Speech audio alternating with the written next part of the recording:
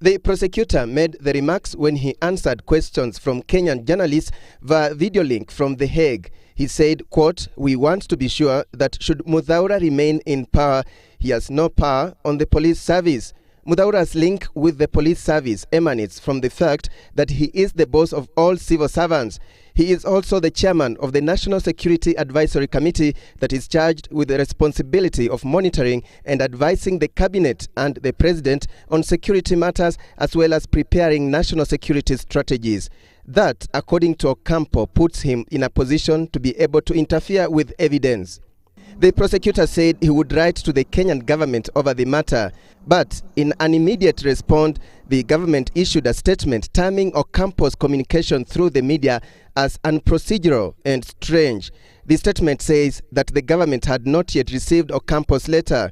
The status quo remains. That's the emphasis of the statement, in an apparent indication that Muthaura would not be sacked or forced out of office.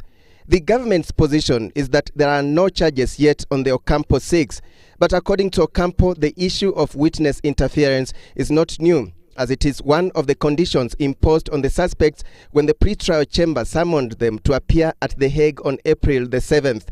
The court ruled that the suspects should avoid direct or indirect contacts with victims and witnesses.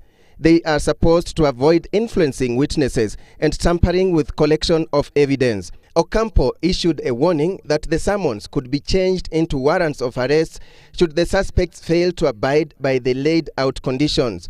Ocampo's concern is that some of the suspects have the machinery to hunt down, trace, locate, and intimidate witnesses. Reports indicate that some of the witnesses have been relocated to locations abroad. Last year, the government signed an agreement with ICC to cooperate on the issue of witness protection. Also, the government agreed to facilitate the work of ICC officers in the country. Asked about Deputy Prime Minister Uhuru Kenyatta's fate, the prosecutor said the same conditions applied, adding that he should not use his influence to interfere with evidence.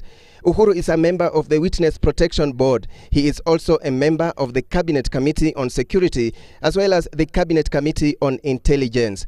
Responding to accusations that ICC was playing politics and was part of a wider scheme to lock out certain presidential hopefuls from the next general election, he said, quote, "People can talk, but political debate is not my business." He said he was dealing with legal responsibility and not political responsibility. The ICC prosecutor was confident he had enough evidence against the suspects and was dealing with only those believed to bear the greatest responsibility. The government, on the other hand, maintains that it will and is still cooperating with ICC, but the prosecutor must respect Kenya's rights as a member country, as well as the individual rights of the 6 suspects. Alex Chamwada, Citizen Live at 9, Nairobi.